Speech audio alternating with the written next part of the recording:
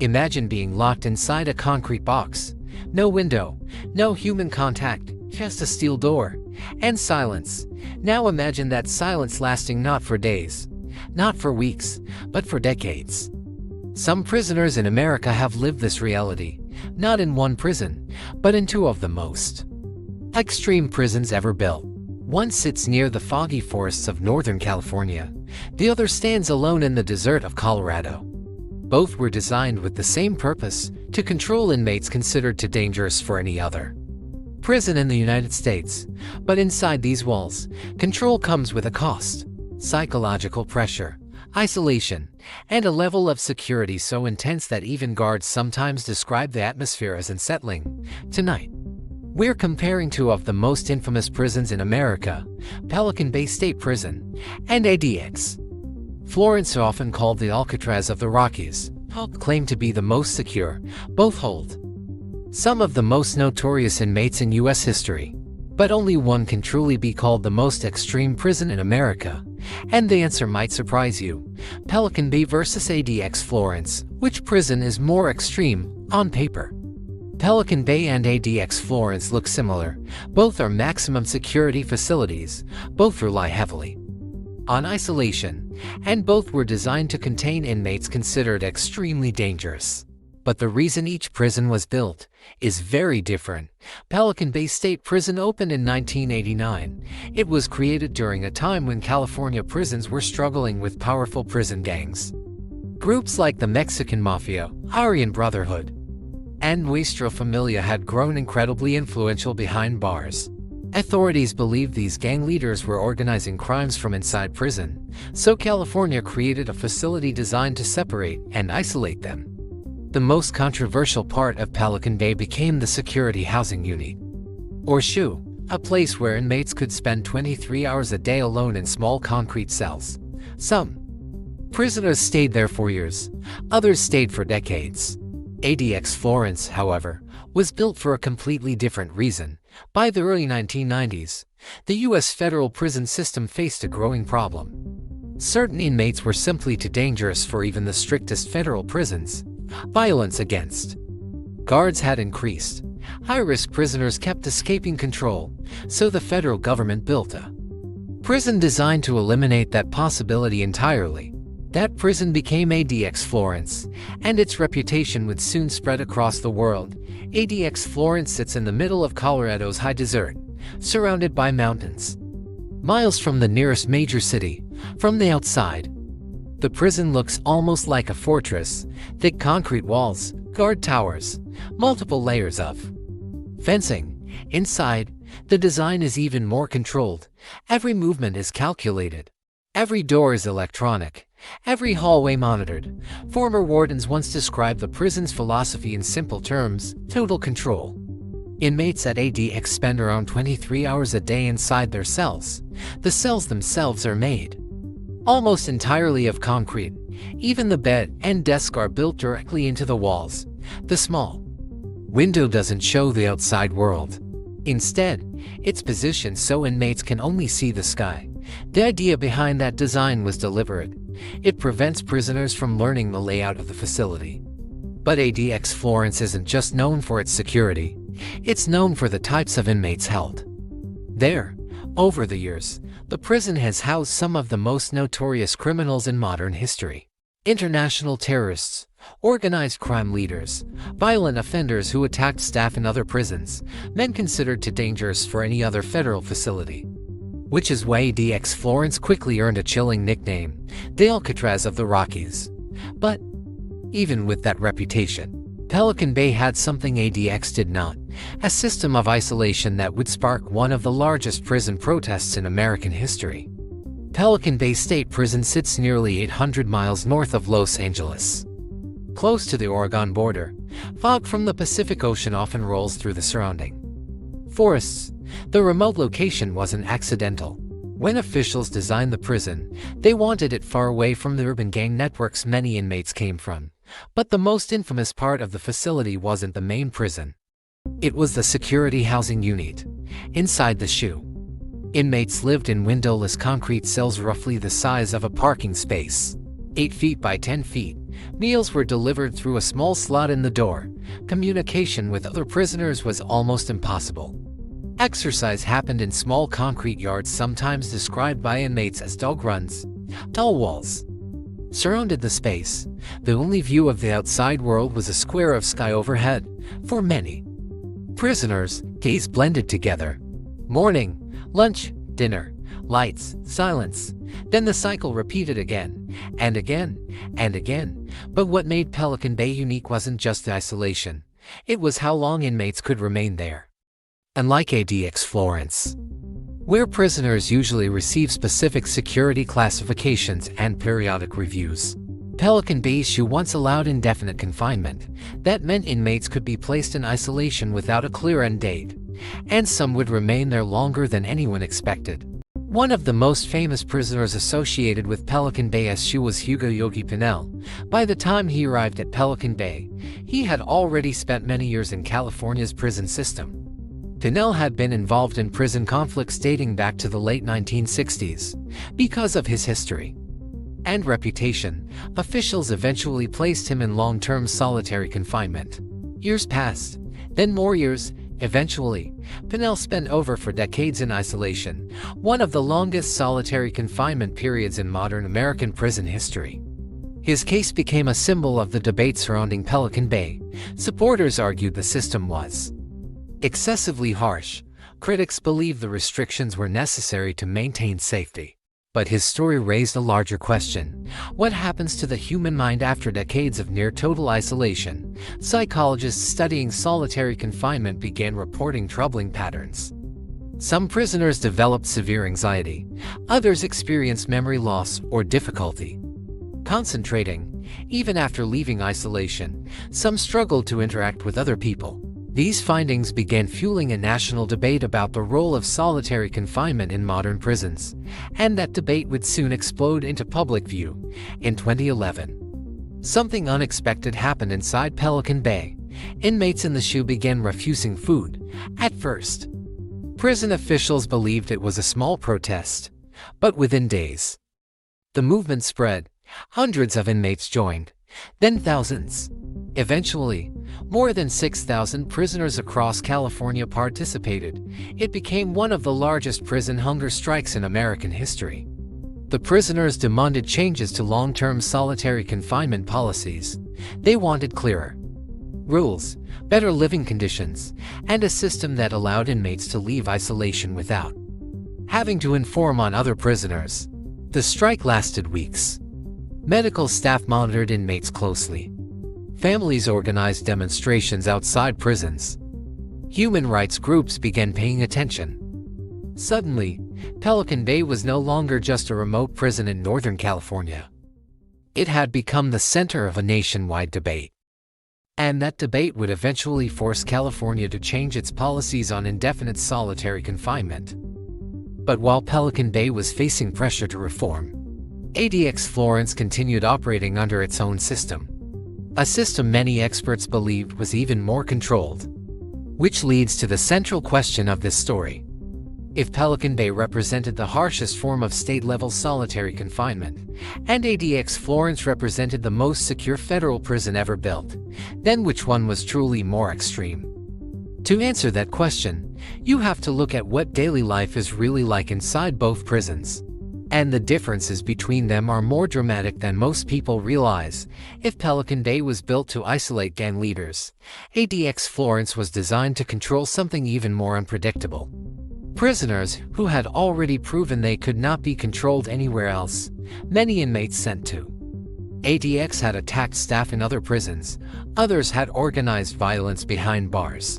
Some had committed crimes so high-profile that authorities feared they could inspire others from inside prison. So when inmates arrive at ADX Florence, the rules immediately change. Movement becomes extremely limited. Every door is remotely controlled, every hallway monitored by cameras, and every prisoner lives in a world of strict routine. A typical ADX cell measures about 7 by 12 feet. Inside is a concrete bed, a concrete desk, a small sink, and toilet. Almost everything in the room is built directly into the walls to prevent tampering.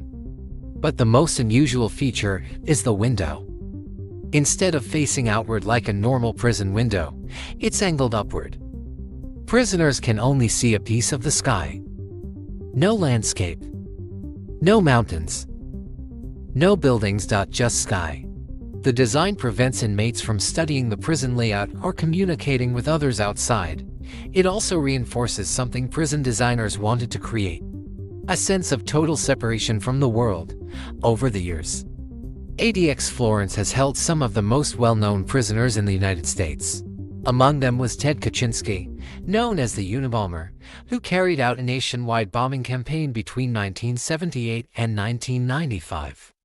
Another notable inmate was Ramzi Youssef, convicted for his role in the 1993 World Trade Center bombing.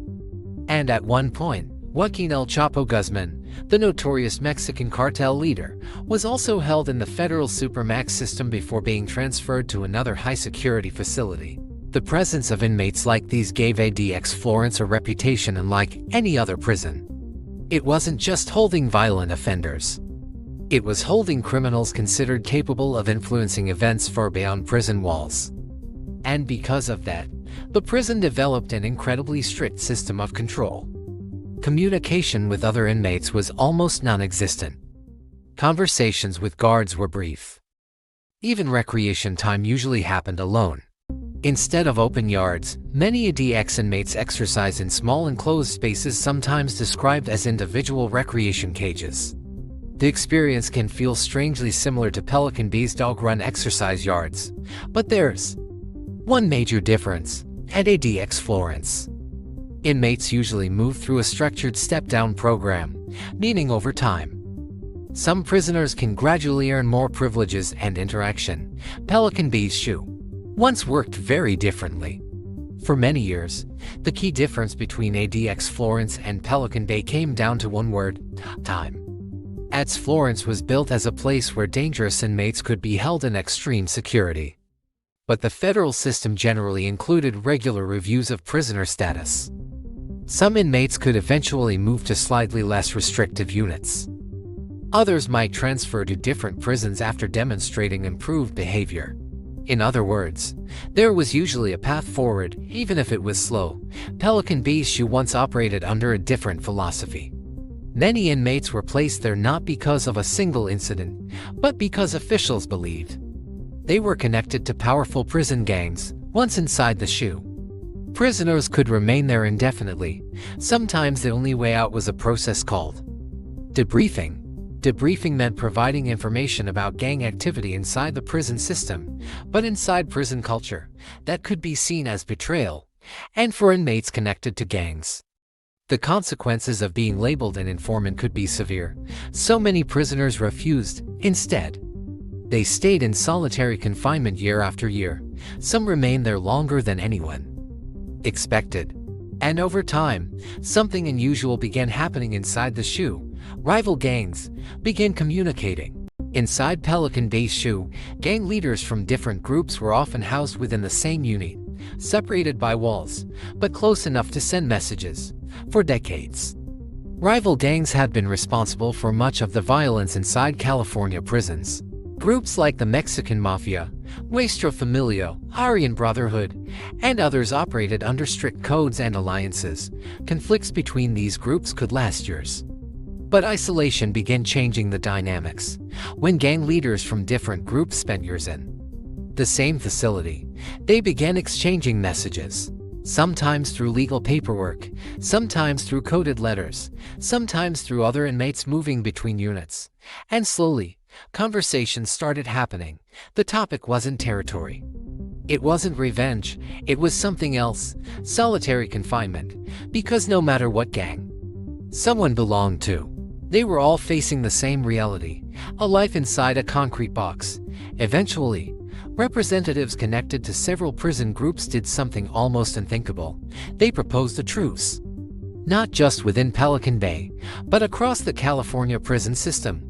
In 2012, a document began circulating through California prisons. It became known as the Agreement to End Hostilities. The message was simple. Rival gangs were being asked to stop attacking each other. The idea wasn't peace for its own sake. it was strategy. If prison violence decreased, officials would have less justification for keeping large numbers of inmates in extreme isolation. The proposal stunned prison officials for decades. Gang rivalries had been one of the biggest challenges inside California prisons. Now some of those same groups were calling for unity. Not everyone believed the truce would last, but something interesting happened. Violence in several prisons began decreasing, and the hunger strike movement gained even more attention. Outside organizations started investigating conditions inside Pelican Bay. Lawyers began preparing lawsuits. And suddenly, the prison that had once operated quietly in the forests of Northern California was under intense scrutiny. In 2012, a group of inmates filed a major federal lawsuit challenging California's use of long-term solitary confinement. The case argued that keeping prisoners in isolation for decades could violate constitutional protections against cruel and unusual punishment. The lawsuit presented detailed records from Pelican Bay. Some inmates had spent more than 20 years in solitary confinement. Others had remained there even longer. Psychologists testified about the effects of extreme isolation. Studies suggested that long-term solitary confinement could lead to severe anxiety, depression, and cognitive difficulties. Supporters of the prison system argued that these measures were necessary. They believed gang leaders could still influence violence across the prison network. The debate quickly expanded beyond California. Lawmakers, human rights groups, corrections experts, everyone seemed to have an opinion. And after years of legal pressure, the state eventually agreed to major reforms. Part 1 to THE. Changes at Pelican Bay in 2015. California announced sweeping changes to how solitary confinement would be used. Indefinite placement in the SHU would be dramatically reduced. Thousands of inmates across the state became eligible for review. Some were transferred to general population units. Others entered step-down programs designed to help them transition out of isolation. For many prisoners, the change was overwhelming. Imagine spending 20 years speaking mostly through a steel door, then suddenly walking into a prison yard filled with dozens of people. The noise alone could feel intense. Some former SHU prisoners struggled with social interaction. Others found it difficult to sleep in environments where they could hear voices and movement around them. But despite the challenges, the reforms marked a turning point. Pelican Bay's SHU would never operate the same way again. Still, one question remained. Even with those reforms, was Pelican Bay ever truly as extreme as ADX Florence? Or was the federal supermax still the most controlled prison in America? The answer depends on how you define the word extreme. And the comparison reveals something surprising. Because while ADX Florence might be the most secure prison in the United States, Pelican Bay may have pushed the limits of long-term isolation further than almost anywhere else. But the final comparison between these two prisons reveals something even deeper about how modern prison systems work. And understanding that difference may change the way you see both of them. By now, it's clear that both Pelican Bay and ADX Florence use extreme isolation as a core tool.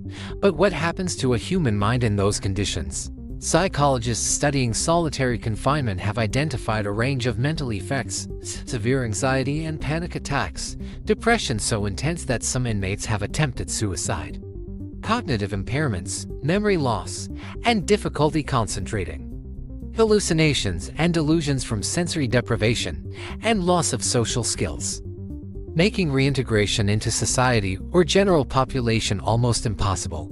In Pelican Bay's SHU, many inmates spent 20 to 40 years in these conditions. Their reality consisted of small concrete cells, minimal interaction, and routines so monotonous it blurred days into months. ADX Florence, by contrast, maintains shorter but stricter periods of isolation. Prisoners may spend 23 hours a day alone, but they are usually under a step-down program, which offers carefully monitored interaction and progression over time. Some psychologists argue this makes ADX psychologically more controlled, but Pelican Bay pushed the limits of human endurance. For sheer time spent in total isolation, few places on Earth compare. Former guards from both facilities have described the environment as unsettling. At Pelican Bay, you don't really hear anything but the concrete. The silence is heavy. It weighs on everyone, staff included. Guards reported seeing inmates engage in strange routines, pacing, counting, talking to themselves, anything to maintain a grip on sanity. At ADX Florence, even as a guard, walking the halls can feel and natural. The prisoners are always aware. The tension is constant. It's like being in a bubble where everything is amplified. While Pelican Bay's SHU created loneliness and despair over decades, ADX Florence emphasizes constant, intense control over every action. This difference illustrates the two extremes of high-security prison design. Pelican Bay tests human endurance over time, while ADX Florence tests compliance under pressure. Pelican Bay housed figures like Hugo Yogi Pinel, who spent over 40 years in solitary, other gang leaders, and participants in the 2011 hunger strike. ADX Florence contained Ted Kaczynski, Unabomber, Ramzi Youssef, Robert Hansen, and Richard Reed Schubomber. What this list shows is striking. Pelican Bay housed state-level gang leaders and violent offenders, while ADX Florence contained federal-level criminals who posed unique global or systemic threats. Both prisons operate under the concept of preventing influence, but ADX is designed to prevent influence entirely, even on the outside world. At Pelican Bay, escapes have occasionally occurred. At ADX Florence, escape is considered practically impossible, with its remote location, multiple layers of security, and cell design. No inmate has ever escaped. Regarding rehabilitation, Pelican Bay was originally for gang control. With some recent reforms, ADX Florence is for absolute containment, with minimal focus on reform. So, which prison is more extreme? For the longest isolation, Pelican Bay wins. For security and control, ADX Florence is the victor. Psychologically, both are brutal in different ways. The conclusion: both are extreme, and in different dimensions. Pelican Bay for the extreme duration of isolation, and ADX Florence for the extreme intensity of containment. Despite these differences, the stories from both prisons reveal a common thread: human endurance under pressure. Former inmates describe counting tiles on the wall, creating imaginary routines to survive, and maintaining a sense of identity while the system tries to strip it away. For some, survival becomes a game of mental chess, planning each day, each movement, and each interaction to maintain control over their own mind. For families and observers, these stories raise ethical questions. How much isolation is too much? Is control more important than rehabilitation? Can the human mind survive the extremes of modern supermax prisons? Here's the twist most people don't realize. Even though these prisons were built to eliminate threats, they also became incubators of influence. Pelican Bay's hunger strike forced the state to reconsider solitary confinement policies. ADX Florence's intense containment highlighted psychological vulnerabilities and inspired debates on federal supermax design. In other words, these prisons shaped not only the lives of inmates but also the entire American prison system. Both Pelican Bay and ADX Florence stand as extremes, one in duration, the other in intensity, but together they reveal the dark limits of isolation, control, and human resilience. To truly understand Pelican Bay, you have to hear it from those who lived it. Former SHU inmates recall moments that would haunt anyone. You wake up, you eat, you walk, you count tiles, day in, day out. After a few months, the walls start talking back to you. One inmate spent 25 years in the SHU. He described the psychological toll. You start to forget who you are. Not because you want to, but because the silence and the walls strip you down. You fight every day to stay human, despite the extreme isolation. Some inmates found ways to survive, writing letters that were never sent, memorizing every detail of their small cell, and speaking to themselves to maintain mental dialogue. These stories are not just about endurance, they're about survival against a system designed to break you. Pelican Bay wasn't just extreme because of time. It also saw moments of violence and desperation that shocked even experienced guards, inmates attempting to harm themselves after decades of isolation. Secret fights erupting through the walls using improvised methods, and coordinated protests and hunger strikes to demand basic rights. The most famous event, the 2011 hunger strike, which involved thousands of prisoners across California. It highlighted not only the inhumanity of long-term isolation but also the organizational ability of inmates. Even while confined to tiny cells. This wasn't rebellion in the traditional sense. It was strategic resistance, a demonstration that even the most extreme isolation could not completely silence human will. ADX Florence, on the other hand, demanded respect through fear and total control. Former inmates have described it as it's like being a ghost. You exist, but no one really acknowledges you. Ted Kaczynski, the Unabomber, spent decades in isolation here. He described, "You can see the sky. That's the only reminder that the outside world exists." Other inmates reported similar experiences. Time felt distorted. Hours could stretch into days. Conversations with guards were monitored and minimal. Exercise time was solitary, reinforcing the feeling of complete separation from all life. And like Pelican Bay, where some prisoners formed covert networks despite isolation, ADX's design made any communication nearly impossible. The extreme control created a unique psychological environment. Some guards admitted that even staff had to limit time spent inside the units to avoid mental fatigue from the oppressive atmosphere. Inside ADX Florence, control is absolute. Every movement, every conversation, every second of an inmate's day is monitored. Doors open electronically. Cells are reinforced with thick concrete and steel, and even the smallest interaction between inmates is carefully prevented. But even in the most controlled prison in America, pressure can build. Former correctional officers have described moments when inmates reach psychological breaking points. Some prisoners would repeatedly bang on their steel doors for hours, sometimes days, just to hear a sound other than silence. Others attempted to dismantle parts of their concrete cells using nothing but improvised tools made from everyday objects, not because they expected to escape, but because the act of resistance, even a small one, reminded them they still had some control over their lives. In one case, staff had to intervene when an inmate began damaging fixtures inside his cell after months of extreme stress. Incidents like this are rare at ADX Florence, but they reveal something important. Even the most secure prison in the United States cannot fully control the human mind, and that's where the real comparison between ADX Florence and Pelican Bay begins. Because both prisons push inmates to psychological limits, and just in very different ways. So which prison is truly more extreme, at first glance? ADX Florence appears to win that title. The security system is unmatched. The facility was built specifically for prisoners considered too dangerous for any other federal prison, and the design eliminates almost every possible risk. But when you look closer, the comparison becomes more complicated. Pelican Bay's shoe once held inmates in solitary confinement for decades without a clear end date. Some men spent 20, 30, even 40 years inside concrete cells with almost no human contact. ADX Florence, on the other hand, focuses on total control, but most inmates move through structured security levels over time. That means the difference between the two prisons is not just about security. It's about how long a person can remain isolated from the world. Pelican Bay pushed the limits of duration. ADX Florence pushes the limits of control, to different systems, to different philosophies, both incredibly extreme.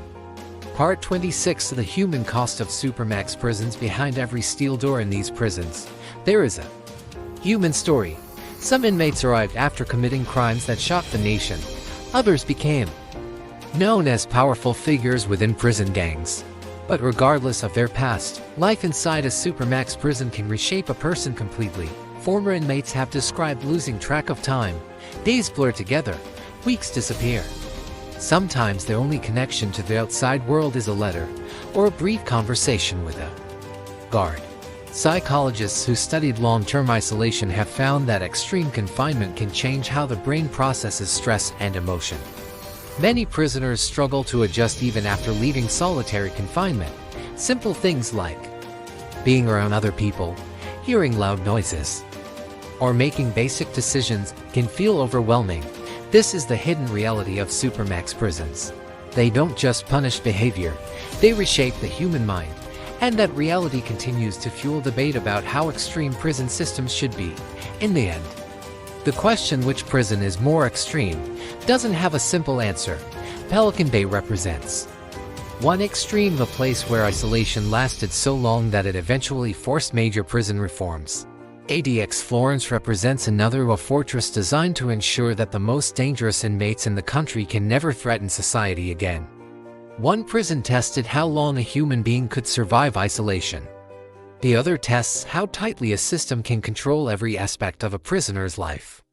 But the most surprising truth is this: both prisons changed the way the American prison system operates.